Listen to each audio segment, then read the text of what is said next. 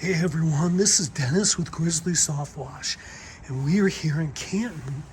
We are cleaning this house, and right now we're working on the covered patio. And what we ran into is, given the color, we found it necessary to brush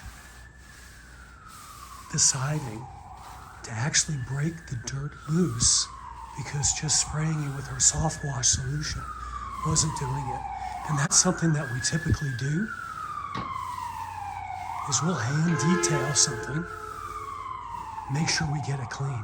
So Joseph is brushing our soap and mixture on there, and we'll show you what it looks like when we get finished. Well, this is the final look. We wiped this down, brushed it, rinsed it, wiped it all down, and I believe we got all the dirt off of this. Because if you don't wipe it or brush it down after rinse, believe it or not, the dirt, whatever's left, will settle back into the grooves and it looks dirty again.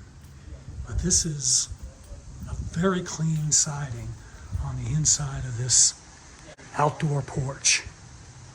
I think the client's gonna be real happy with that.